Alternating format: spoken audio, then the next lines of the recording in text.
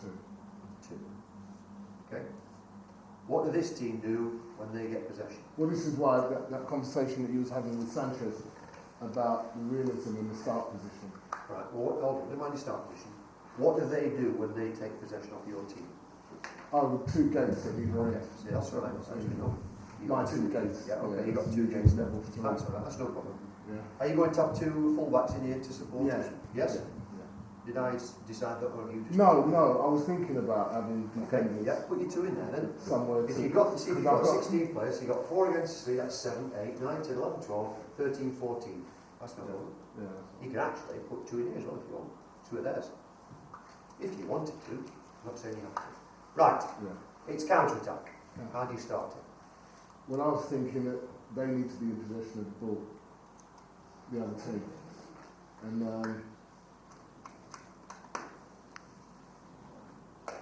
I'm attacking the goal. Yeah. Okay. I wasn't thinking of the midfield having it. Who are you thinking about? I was thinking of the defenders having it. They're defenders, are they? Yeah, the reason why I was going to try and let them pass it out to midfield and I'd intercept it. Okay. Because I've got a problem with taking No the ball. problem. Same sort of thing. So the midfield players are going to intercept. Yeah. Okay. My midfield players. Very simply, what I do. He's under pressure from this player. Yeah. Plays it there and goes for a 1-2. It's a bad pass and he steals it. Now then, he takes possession there and this fella is here. So there's a clear pathway. So what are you going to do now? Well, realistically, I want the wide man to get hold of it and the strikers start making their motion. Well, is that the quickest route? That's not the quickest route. The quickest Okay, route is to well stick think, up to the well striker. now, I'm being serious now. Think what the quickest route is. Well, When If you steal it, think which is the quickest. Can I take the quickest route to goal because it'll reduce the time they have to get back at me? If you play it wide, I'm not saying you're wrong. Yeah. All I'm saying is if you go wide in order to come in, you might lose a few seconds. And what's more, they might bottle it up. Okay. So I'm not saying you have to do it, I'm just saying think about it. Because of the way you actually set it up, then the defender is now past the person who's intercepted the ball, so that gives them at least 30, 40 yards in front of them, so you can run 25 meters. Yes, maybe less. Unless he gets close like that. Right, let me put it to you. So your man, we steal the ball, here, look. Yeah. You could run directly at goal. Yeah. Who's going to come and meet you? The defender. It's like centre back. Again. Maybe. Because this fella might get back at you as well. You never know how quick he is at recovering. He's given it, sees he's giving it away, knows what you're going to do, and starts to cut you off. Maybe. Right? Maybe he doesn't. Now, if he doesn't, if you run it, you'll commit one of the centre-backs sooner or later. Because they might drop off. If they drop off, what would you do? If they drop off, keep going towards it. And you might hit it. You might hit it, you might try and beat the last player. If one of them comes towards you, what then? You can put it out to the wide. You might do. It gives him a chance to make little runs, he can slip it into. Slip it in through. If he's got any brains, what will he do if he starts to run it, what would he do? He will try and cut back in. Right, so he'd start to tuck in a little bit, so your winger Yeah, actually gives him now some could space. also start to think about going across it. All sorts of beautiful things will happen for you. All you have to do He's made a is commitment. start it and then pick up on what are the most beautiful things that can happen to this player in possession of the ball. And I also looked at the small-sided game. Same principle. If you wanted to do a small-sided game, Yeah. it's almost the same thing. Goalkeeper. You can put your 2 midfield players in, same starting position, and you can have goalkeeper. You can have 1-2 against 2. So yeah. And you got 7 against 7 or something like that. Is that right? Yeah. And you could put a third player in. You can do something like that. The same thing. But I was thinking about the direct, like, I mean, I don't know if you saw the game that England played recently. Where David James came out and missed the ball. That was direct counter-attack play, wasn't it? It just started straight forward from the keeper to the winger, Yeah. David Beckham's free kick. Goalkeeper chucks it out to his left midfield, bungs it straight across, 1-on-1 with Ashley Cole. Yeah. That was what I was kind of looking for in my small-sided game. But I know that in phases of play, it's the top third that people really like to see it. On a counter-attack session, steal it, hit them as quickly as you can. And once you've stolen the ball, things have to happen in front of you. Things have to happen in front of you. What will defenders do at the back when you steal it and run at them? Think what they'll do and work to beat that. Can you score in 6 seconds? Can you get a strike away in 6 seconds? Because they'll recover back onto you quickly if you take much longer than that. So steal it, score in 6, and let's have something happen beautiful in front of the man with the ball. And that is your counter-attack session done, provided you can pick the best options as it happens in front of you. That will be the basis. But that's what I was talking about when Sanchez was saying about realism. Yeah. Because that realistically, once you set it up in that position, you don't really need to go and tell the players what you want them to do, because they will actually create that by not doing what you want them to do. That's what I believe. I mean, in terms of the start position. Right. Do you see what I'm saying? Like, you could just let them play football. And then when you see that they're not actually attacking in 6 seconds, then you can actually create that situation. So it happened to Paul out there as well, because Paul saw the right midfield, right winger hadn't actually got tight. You know, although you worked on your closest player and the player next to them, you know, your right midfielder, and then you saw that within the game, and then when you coached it. Alive, bring it, or just bring it alive. So, converting what you know, or you say you know, and you show that you know, on paper, has to be interpreted for the players and converted into understanding and knowledge for those players, and that's the art of good coaching. Now that would be my overall sweep. I don't know if Paul wants to add anything else, or is it the same thing? Yeah, I think it's more or less the same thinking that I had. I think mainly for me, just looking at it, is just the understanding of positional senses. That's why I'm a little bit disappointed. But I think that most of us here are working not in senior football. So am I right? Not in senior football. And this level is for senior football. So I think Dick said earlier on, it's if you get this qualification, you're able to go into Premiership management. So I think that's where the difference lies. It's a big jump from where you're coaching up to where you want to get to. It's not going to be, it's going to take time and practice and understanding to get there. So I wouldn't really disagree with any of those 4 points. Okay, come on then. Converting 4 players. Sorry? Converting 4 players. Yeah. What you write down on that sheet, on your preparation sheet, might make sense to you. But what I'm saying is the art of a good coach is to convert what's on your sheet for the players to understand. So writing it down is fine. Writing it down in theory is one thing. Converting that theoretical rhetoric, if you like, into action, meaningful action, is what the coach does. He converts his knowledge for the players to understand. Does that make sense? Yeah. Okay.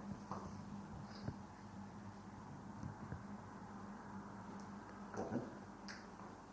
Basically, all we've really got to do is get into pro clubs and start doing some coaching. You don't have to get into pro clubs. So you see, if you're working with junior players aren't a challenge. Or they are a challenge, in a sense, that you have to teach them well, establish a learning environment. And teaching 12-year-olds is vastly different from teaching 16-year-olds, because the challenge is different. Kids are different, their mentalities are different, their needs and wants are different. And by the same token, working with 16-year-olds is vastly different from working with 19 and 20-year-olds. And then that's different from working with pros. The challenges are all along the road. Now, if all the time you're working with junior players or amateur players, that's a certain mentality that you'll pick up. But if you want to gain your A licence, which really does license you to work in an academy with senior youth players, or to work in professional football with senior youth players, that's what you should be aiming towards, and that's what you should be dipping your foot in the water with occasionally. So if you get the opportunity to work in an academy with upper age players, take it. If you get the opportunity to work with senior players, take it. Because only then do you get the test. Only then do you get the test. You don't get it with 16-year-olds, 15-year-olds, 14-year-olds. They don't give you the test that you need. Because you step out with senior players and you say something, and someone will say, I don't agree with that. That's rubbish. Well done. And then you've got to defend your arguments. And then they'll pursue their point of view with you. And unless you really understand the game and know it inside out at that level, you'll find it very difficult to defend what it is that you believe in. Now, not too many kids at 12, 13, 14, 15 and 16 would question you technically. Firstly, because you're the coach who has a degree of authority. And secondly, their understanding of the game, do they know enough in order to challenge your authority? I don't know. Now, they might challenge your authority, but not so much in the technical way, which is a different thing. So if you're only dealing with junior players, 8, 9s, 10s, 11s, 12s, 13s, 14s, if you want to do your A licence, my advice to you would be work at a higher level, because the test is different. Work at the highest level, and then you've got the severe test, because you've got to convince the likes of Paul Davis that what you're saying makes sense, and the way that you're presenting it is acceptable. And it's vastly different doing it with junior players. Can I just add on to that? Because one of the main things is that we're kind of, the majority of people are asking the players what they think, where should I go, what do you... Now, when you get to professional and you start asking players, what do you think, where do you go, you're going to turn around and start looking at it thinking, this guy doesn't really know, but this person's about really what they're talking about. It starts on to very quickly at professional level. So, you know, you've got to really know what you want, know where you want players to go, and more or less direct to a large degree. And then, as we said earlier, start asking questions later on to show them that you know what you're talking about. I think that's the difference I've noticed. Yeah, I had that experience with the Latin Americans, especially when I coach, manage the team. We pick up a lot of the best Latin American players in London to play different tournaments, like when we went months ago to Manchester. It's different at when I work with them on the 14 or on the 16. It's completely different, and especially when we have that players. Some of them said they have played in Colombia with standard football, or some of them they think they are too good and cannot be told. It's very important the way you approach, I believe the way you approach, and from the moment I take in charge of the group, I always make that clear to them, you know, and I'm in charge, and there's only one word at the end. And luckily I have been successful, because we have got a couple of good trophies, you know. So yes, it's very different, but it's very, very good experience. You see, the A licence isn't just for people who work in the Premiership or work in the Professional Football League.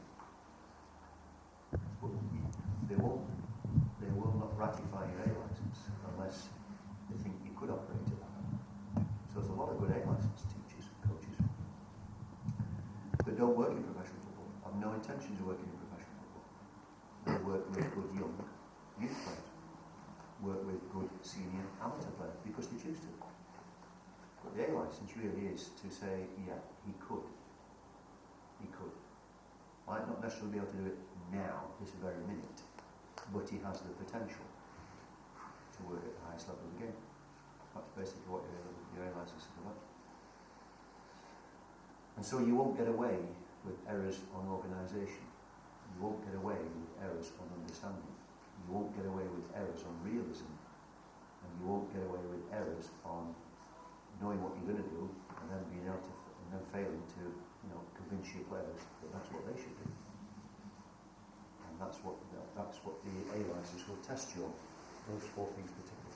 and I've done enough really to know. Go on then, what else?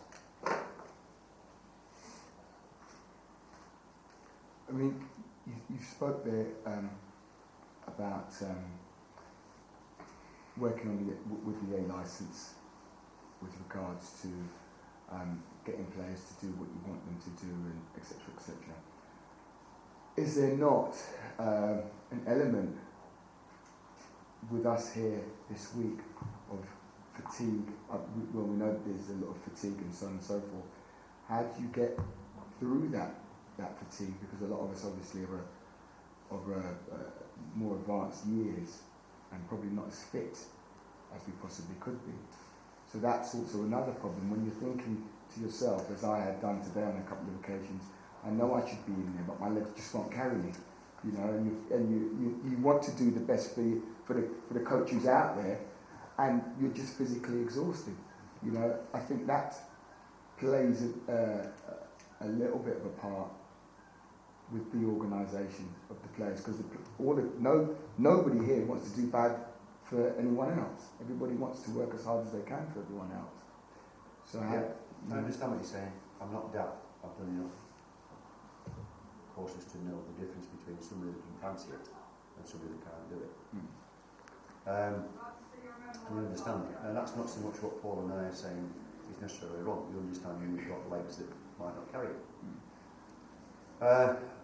The major deficiency is actually allowing people to do. You can tell when people know what they should do and try to do it, and then you can tell people who just don't know what they should do and try and con you, but they won't con you, because you see enough good footballers to know the difference between what's right and what's wrong. So I understand that people may be lame, I understand that people may be aged, and they may not be able to do quite what you want to do. So what you have to do is read their intention. If their intention is honest and straight, you'll go with that. But if their decision making is very much awry because there's a lack of understanding, then that's what you as a coach have to pick up on, and that's what you as the coach who's actually playing need to improve on. So I know when somebody's in a good position but he can't quite do what he wants to do because of his age or his infirmity. But I also know people who are nowhere near the right position because they just don't know. So you just have to trust our judgment on knowing who can and who won't. Would it be easier if you was working with pro players? Well, very much easier. Very much easier. Oh, so much easier. So much easier. But you've got to earn the right to work with them in the first place. They are easy to work with. I'm talking about coaches who are coming to do the A licence. Well, you're right. Oh, yeah. If you put pro players in front of people that do the A licence, two things would happen. Some of them would, they put the fear of daylight into some of them. They would just collapse and melt at the talent in front of them. But the other thing is, where do you find them in June, professional players? Pardon? Where do you find them in June? Okay. That's the problem. Yeah. Getting players of top class ability. Yeah, but the pro players get that, don't they? What's that? Pro players who do their A licence. Pro players? Who do their coaching badges. Yeah. What Like they work with those pro players on the courses. Yes. Yeah. The majority of them on the first course would be professional players. That's what I'm saying about being a coach. It would be much easier if, like, we took, say, Butch out and said, go and work with pro players. Don't do your lessons with pro players.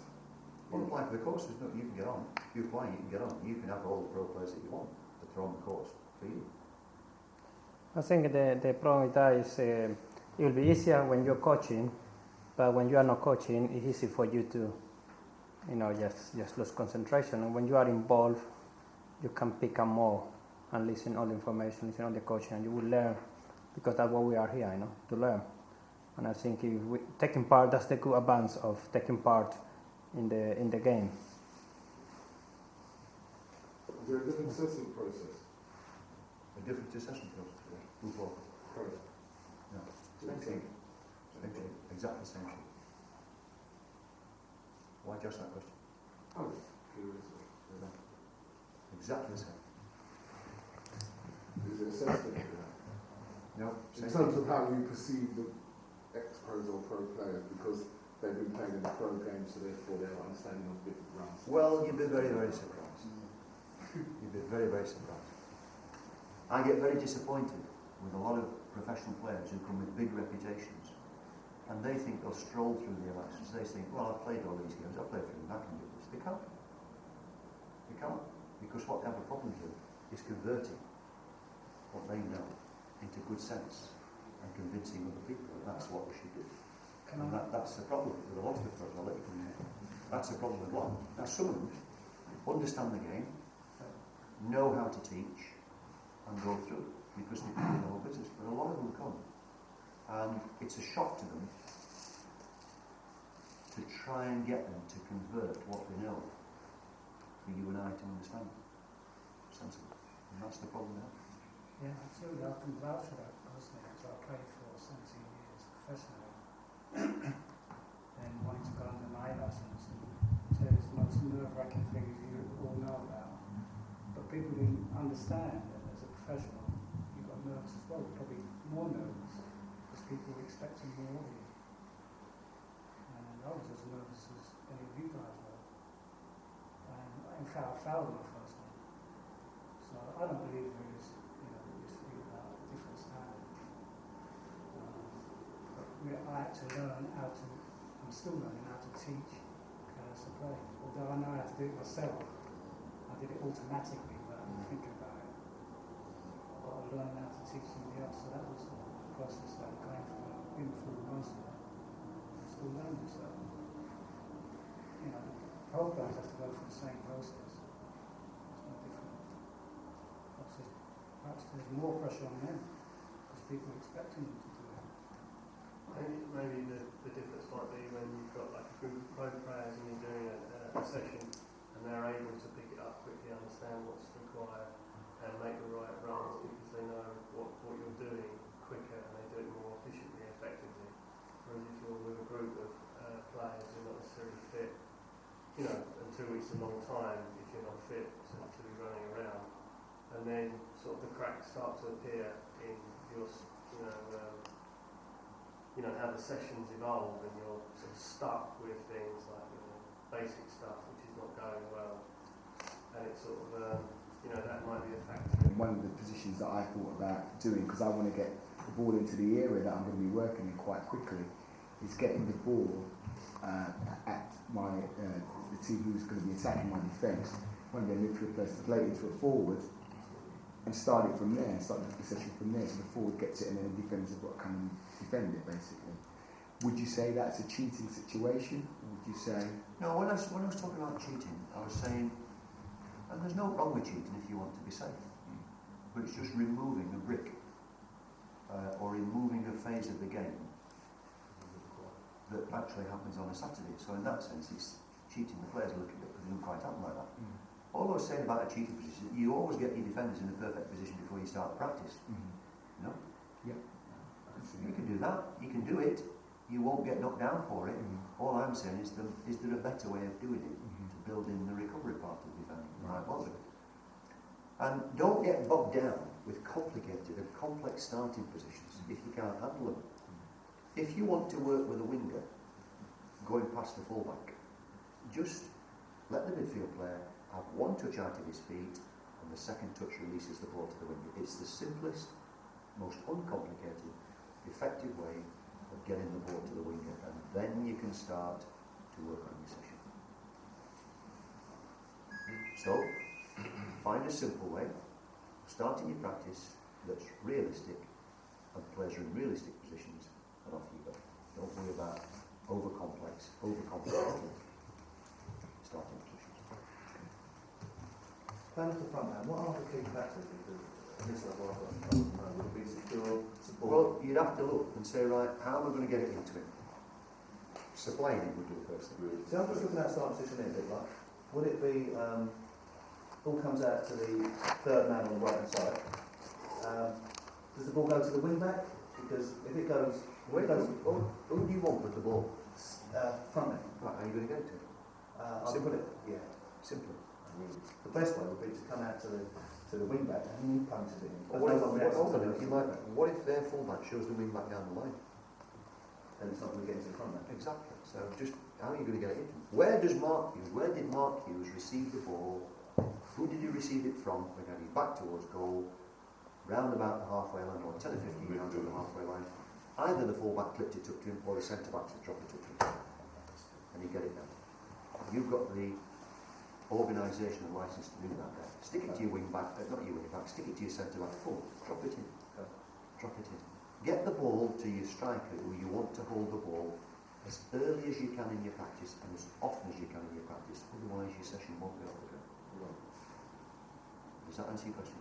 Yes. And we'll find out tomorrow because I'm sure you'll put me right. Key factors? Well, your key factors would be how to supply him. Yeah. At the same time, you'd have to teach him how to show, because if he's got somebody on his backside, it's difficult to get over the ball, so how does he shake somebody off? Yeah. Right? Once it's coming into him, Yeah. you've then got to work on your options. Does he drop it off? One touch? Probably not, because it's holding the ball. So he's got to be able to secure the ball, so teach him how to secure it. Once he's got it, then you're looking to say who's going to support him. Voices. Exactly. And what's the last one? Well, produce a strike. Finances. Nice. Yes. Okay? Yep. On my level, Working on that sort of side position as well, and thinking of this realism. If you've got a topic where you're looking at your wide man, I can understand the ball to be sent forward a specific thing, and you want to get it there as much as you can. If you've got a general topic, I've got defending, for example, how safe would it be for me or for anyone else who's got a similar topic to do what you've done, get the defence to knock it up to the opposition? And now they start, because the danger, that's real, because then you're playing off your defence, probably an attacking formation, and they could come back. But what's the danger of the ball not getting Well, back? there is a danger. There is a danger, and it happened yesterday when I did it, because your service wasn't that good. What happened after that was chronic. I was asked, now if you're thinking of doing something like that, which you said you might, okay, you just need to say, I've got to be able to get the ball into these two pretty early in the session and pretty simply. So it could be that you've got your two midfield players in there, and you as the coach, you as the coach, or you just get one of your players just to play that ball there, and you know it can go in. So it's a simple one in. Simple one in. And then you'll have loads of things to say to this fella, loads of things to say to that one, and loads of things to say to that one. Don't forget, it's a 25-minute session. Your first 2 or 3 minutes are you introducing yourself, telling them what you're going to do, pick the bibs off the cones, 3, 3, 2, who's in here, who's in here. The time you got out in the field and got it started, you're almost 5 minutes into your session. Almost 5 minutes into your session. You've got 2 minutes to clip off at the end, that's 7 minutes out of 25. You've got 18 minutes to work with players. So the sooner you get into what is the nub of your session, and your session is it 3 defenders coping with players coming off them, and working across them. That's what your session is. And you'll have plenty, you get plenty of ball into them, you'll have plenty of opportunity to make the points that you want to make. If it's a complicated start position, it might never get there, in which case you'll never quite get into your session. So I would say, simple and in, and go from there. That would be my advice. Does that answer your question? Yes. Excuse me, would that start, because I've got an attacking topic too, would that be an identical starting position? Because I've got getting the attackers behind the defence. Could be. It could be. Yeah. Because I was thinking of the same thing too. I was thinking of getting it wide before, then getting it into. Well, it depends. Where you'd have to say, well, where's the best place to play the ball behind the defence? So it could be that you say, I've got these wrong right now. It could be that you say, well, I'm going to get the ball to the fullback here. So somebody serves the ball to the fullback. You need time under a little bit of pressure, otherwise he'll run it. Okay, so it might be that he serves the ball to the fullback here. He's going to get closed down, but he's not actually going to get tightly closed down. Now you start working with these two on spinning to get in behind, pulling away to get in behind, one coming short and the one going in behind. So it's a simple one. Where do you want your service going in from? in order to get your players in behind. Now it can be from these two. You could teach them to work off central defenders and get in behind. Or you can have it served here. So it just depends where you want the ball served in from. Simply. Okay, one more can I understand. One more. Now, if my two attackers are actually creating space, does the topic require the midfielders to get in behind? What's your topic say? It's my central striker really attacks the back four. Right, so So what they're doing is they're the prime thing is to work with your central striker. He's the one you're teaching. Okay. On Saturday, what you say is, now this lad's not bad, leave him. Him. He plays for your team on a Saturday, and he's consistently coming off top the ball to feet. And you say, why don't I teach him to get behind the defence? He's got pace. And he'll cause all sorts of problems if he gets in behind. He'll cause more problems for their team if he gets in behind than he will if he keeps dropping off to feet. So imagine you've got him playing for your team on a Saturday, get him in round the back of the defence. And once you've got him in round the back of the defence, well then you'll have to teach him what to do. Shoot, cross, dribble, or whatever. Does that answer your question? It does. One more. What's the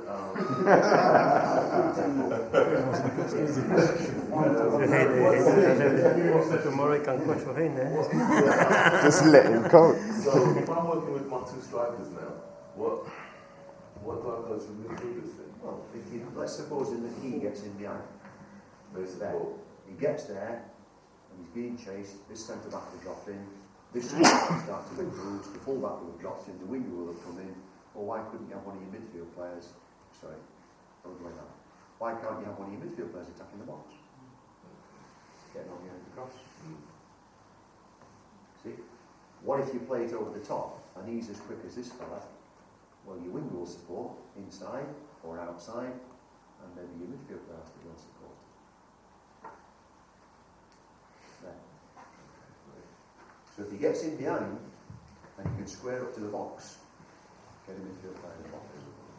If he gets in behind, but the defender's quick enough to stop him going past him, he's going to need support from behind. Either you and your midfield player will probably be the ones taking support. You can't guarantee, but the chances are it will be. Does that answer your question? Yes. My session says your opponent will losing possession in the attack now, quickly recover the position and place 8 outfield players behind the ball. Right. How will you attack against a team with these tactics? And what really comes to mind is two possible situations. The first, I'm looking at where the opposition successfully implements 8 outfield players behind the ball. And then the second possibility I'm looking at is where we sort of intercept the ball and then. Well, you've only got 2 options. Hit them before they get back, or have a go at them when they are back. What would be your first option? Like I said, it depends on the game. What would be your first option? The first option is to have a weapon in the Counter-attack. It's really a counter-attack session. You're playing Chelsea, and you recover very quickly. So when you get it, can you hit them quickly before they recover? If for some reason or other you can't go forward quickly, well, you have to retain possession and show your team how to build an attack against a team that gets back. Now, there's 3 things you can do. You can either go around them, you can either go through them, or you can go over them. So it's a fast attack, or it's one of those 3. Go around them, using your wide players and your fullbacks, develop something down the side of the pitch. Go through them, so you stick it into your shadow player, or you stick it into your striker's feet around the box, and you build up something centrally, or you go over the diagonal, perhaps for a striker pulling up around the back of the second striker. So it's counter-attack if you can, and teach them how to do it. But if you cock your counter-attack up, which you might well do tomorrow, not you, players might well do tomorrow, as it happens sometimes, but you don't surrender, you keep it, and we build how and when. Does that help me to clarify a bit? Okay. Last couple of questions, because I'm aware that you've had a long day and you've had a couple of delays, for which we're all calling responsible. I was trying to think about the realism process earlier, level 3. Getting into the topic was much more